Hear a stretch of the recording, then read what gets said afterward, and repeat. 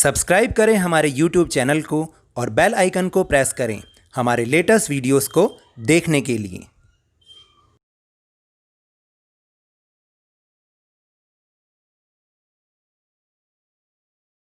Worksheet शुरू करने से पहले एक ज़रूरी इन्फॉर्मेशन। देखिए, मुझे ऐसा लगता है कि मेरी सारी वीडियोस की नोटिफिकेशन आप तक नहीं पहुंच पा रही हैं, क्योंकि मैंने ऐसा पढ़ा है कि YouTube एक दिन में केवल किसी के भी 3 वीडियोस के नोटिफिकेशन उनके सब्सक्राइबर्स को भेजता है।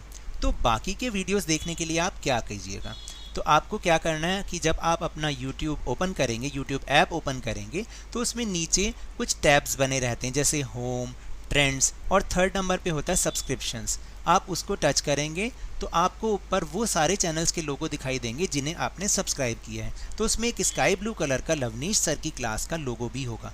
आप उसे टच कीजिए और आप इस चैनल पर पहुंच जाएंगे। वहां पर आप सारी लेटेस्ट वीडियोस और अपडेटेड वीडियोस को देख के फ़ायदा उठा सकते हैं और मेरी मेहनत का फल भी मुझे मिल सकता है। तो मेरे लिए आप सिर्फ इतना कर लीजिए।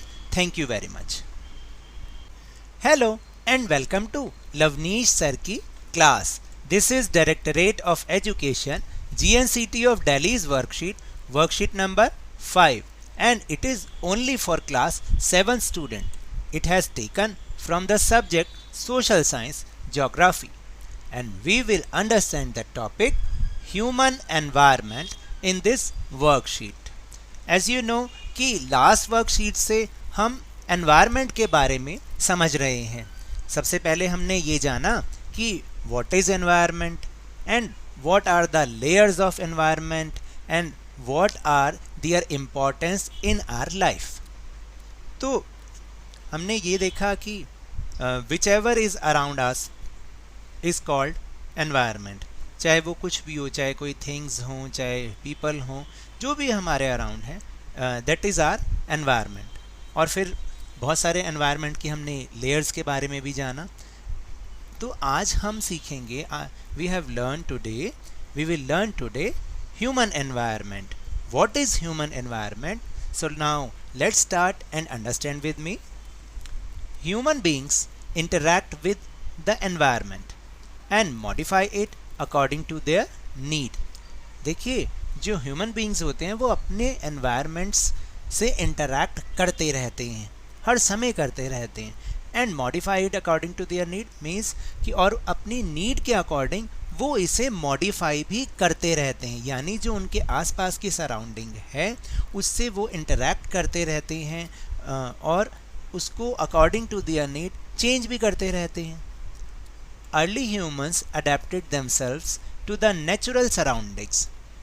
जो अर्ली ह्यूमंस थे वो क्या थे, वो अडेप्टेड थे अपने नेचुरल सराउंडिंग के, यानी जो भी उनकी सराउंडिंग थी उसके लिए वो अडेप्टिव थे। लेकिन they led a simple life and fulfil their requirements from the nature around them. और वो किस तरीके की लाइफ जीते थे? वो सिंपल लाइफ जीते थे और अपनी रिक्वायरमेंट्स को नेचर से ही पूरा करते थे, जो कि उनके आसपास था, उसी से ही वो काम अपना चलाते थे। With time needs grew and become more varied. और धीरे धीरे जैसे जैसे टाइम बदलता गया वो उनकी जो नीड्स थी वो बदलती चली गई। और ऐसा ही तो होता है। Humans learn new ways to use and change environment. और धीरे धीरे मनुष्य ने, आदमी ने, ह्यूमन बीइंग ने नए तरीके सीखे चीज़ों को यूज़ करने के, और धीरे धीरे अपने आसपास का एनवायरनमेंट उसी के अकॉर्डिंग वो चेंज भी करने लगे। देखिए, इसका एक बहुत सिंपल सा एग्जांपल है कि मान लीजिए जैसे अभी तो आप स्कूल में पढ़ रहे हैं, अभी जो आपके चारों तरफ आपके स्कूल जो फ्रेंड्स हैं और दूसरे स्टूडेंट्स हैं, टीचर्स हैं, यही आपका एनवायरनमेंट है और यही आपकी नीड्स को फुलफ़िल भी कर रहे हैं और आप इन्हीं के प्रति इंटरैक्ट भी कर रहे हैं। लेकिन जैसे जैसे आप बड़े होंगे आपकी नीड्स चेंज होती चली जाएंगी। जो आपकी सराउंडिंग है, आपका एनवायरनमेंट है, वो भी चेंज होता चला जाएगा। तो इसलिए आज हम इसी की बात कर रहे हैं कि what is human environment. They learned to grow crops, domesticate animals and lead a settled life. तो देखिए ना, वो जो अर्ली ह्यूमन था जिसे कि कुछ भी नहीं आता था, ना तो उसको कपड़ों की समझ थी, ना उसको फूड की समझ थी कि कैसे फूड को खाना है, और वो कहीं पर भी एक जगह नहीं रहते थे, एक परमानेंट सेटल लाइफ नहीं जीते थे। लेकिन धीरे धीरे जब उन्होंने सीखा, नए नए वेज उन्होंने सीखे, तो वो अपने उस एनवायरनमेंट को धीरे धीरे अपने अकॉर्डिंगली चेंज करते चले गए। उन्होंने क्रॉप्स को ग्रो करना सीखा, फिर एनिमल्स को डोमेस्टिकेट करना मतलब उनको पालना सीखा, और एक सेटल्ड लाइफ जीनी सीखी। दे स्टार्टेड टू प्रोड्यूस और make things more than their requirement and trading those things. तो पहले तो क्या होता था कि दे प्रोड्यूस फॉर देमसेल्फ, वो केवल अपने लिए ही प्रोड्यूस करते थे, चीज़ों को बनाते थे या उगाते थे, जैसे क्रॉप्स वगैरह। लेकिन धीरे धीरे उन्होंने इस चीज़ को भी चेंज किया, और अभी वो ना केवल अपनी रिक्वायरमेंट के लिए ही प्रोड्यूस करते थे थिंग्स को, बल्कि उससे कहीं ज़्यादा वो थिंग्स को प्रोड्यूस करने लग गए और उसकी ट्रेडिंग करने लग गए। So now in this way human is changing their environment according to their need. Here are some pictures given which shows how human environment is changed. देखिए 3 पिक्चर्स यहाँ पर दिखा रखी हैं। जैसे फर्स्ट में अगर आप देखेंगे तो यहाँ पर है कि barter system. What is barter system? It is a trade in which goods are exchanged without the use of money. मतलब सबसे पहले क्या होता था कि बार्टर सिस्टम था। बार्टर सिस्टम में क्या होता था कि अगर हमें कुछ भी एक दूसरे से एक्सचेंज करना होता था तो हम इन टर्म्स ऑफ मनी नहीं चेंज करते थे, बल्कि गुड्स के रूप में उसको चेंज करते थे। कि जैसे मुझे कोई चीज़ चाहिए तो मैं अपनी कोई चीज़ किसी को दूंगा और उनसे दूसरी चीज़ ले लूँगा। तो उस समय यही बार्टर सिस्टम होता था और यही ह्यूमन एनवायरनमेंट था। लेकिन जैसे जैसे टाइम बीता तो वो सिस्टम भी चेंज हुआ। Then the problems of barter system were removed with the introduction of currency. फिर धीरे धीरे जब करेंसी आई तो हमारी ये जो प्रॉब्लम्स थी बार्टर सिस्टम की वो भी रिमूव हो गई। तो इसका मतलब क्या हुआ कि according to their need humans ने अपना एनवायरनमेंट चेंज किया। और अभी तो आप देखिए कि अगर इस वाले पिक्चर को हम देखेंगे कि now a days plastic money and online money transfer is also used. तो अभी और ज़्यादा चेंज हो गया। अब तो हम ये जो करेंसी है उसको भी नहीं यूज़ करते, हम प्लास्टिक मनी जैसे just like credit card and debit cards, और ऑनलाइन मनी ट्रांसफ़र को बहुत ज़्यादा यूज़ कर रहे हैं। Plastic money that is credit and debit card and online money transfer is also used.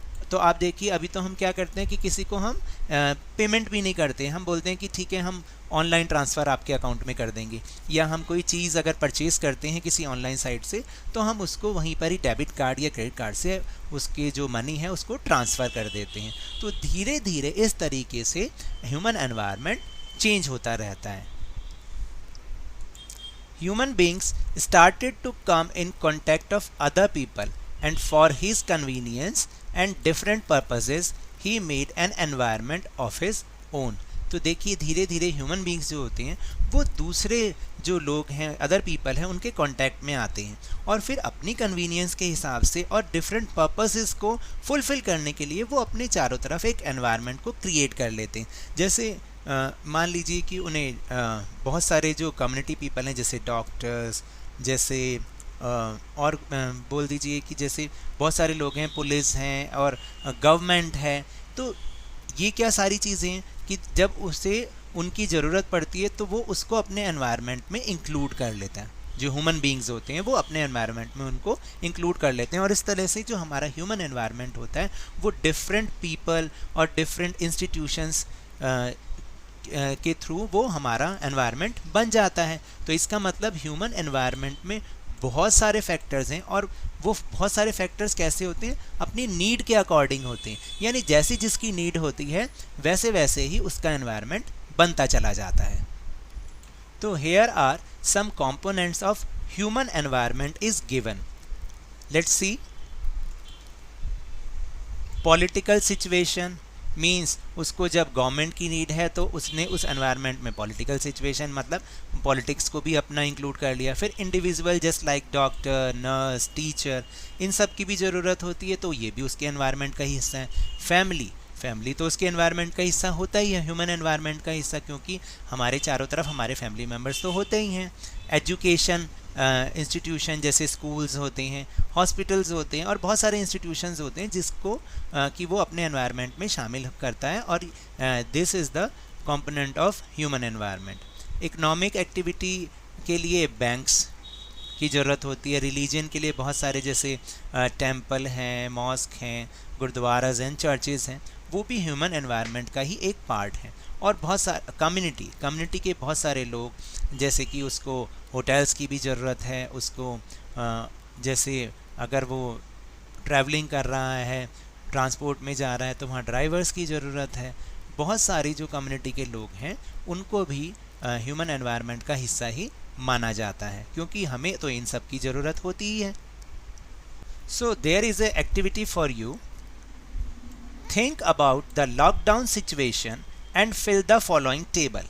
आपको क्या करना है कि लॉकडाउन की सिचुएशन को सोचना है और फिर इस टेबल को आपको फिल करना है। जैसे आप इसके 2 पार्ट बनाएंगे और 2 पार्ट में आपको एक साइड पे क्या लिखना है, ह्यूमन एनवायरनमेंट विच केप्ट फंक्शनिंग। लॉकडाउन में ह्यूमन एनवायरनमेंट का कौन सा ऐसा पार्ट था जो कि फंक्शन करता ही रहा, काम करता ही रहा without taking break, and the other one is human environment which could not function. और ह्यूमन एनवायरनमेंट का कौन सा ऐसा पार्ट था जो कि फंक्शन नहीं कर पाया, जो कि काम नहीं कर पाया। आपको वो सोच के केवल उनके नाम लिखने हैं। तो here are some suggestions, that is जो ह्यूमन एनवायरनमेंट का पार्ट था जो कि they are keep functioning without break, जैसे गवर्नमेंट, सेंट्रल एंड स्टेट दोनों जो गवर्नमेंट थी, doctors, nurse, teachers, even teachers तो लॉकडाउन में भी आपके लिए काम कर रहे हैं। बेशक से आपके एजुकेशन इंस्टीट्यूशन या स्कूल खुले हैं नहीं, लेकिन टीचर्स 24 आवर्स आपके लिए काम कर रहे हैं।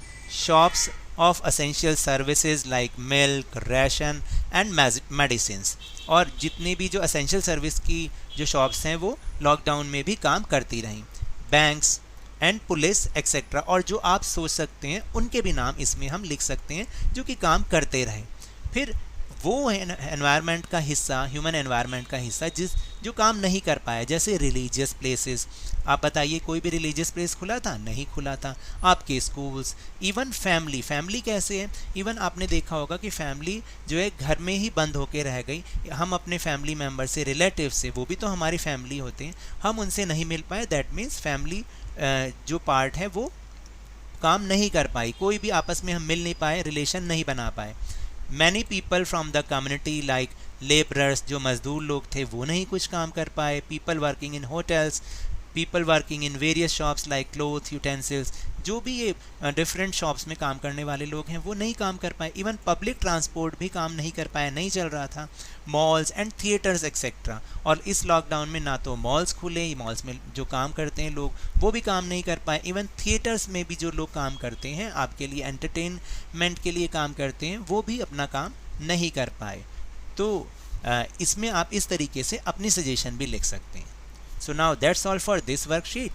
अगर आपको मेरे इस तरह समझाने से अब थोड़ा थोड़ा समझ में आने लगा हो तो इस चैनल को ज़्यादा से ज़्यादा सब्सक्राइब कीजिए, लाइक कीजिए और बहुत ज़्यादा शेयर कीजिए, और मेरे साथ इसी तरह वर्कशीट को समझते रहिए, लेकिन ध्यान और मन लगाकर ज़रूर पढ़ते रहिए। Thank you very much.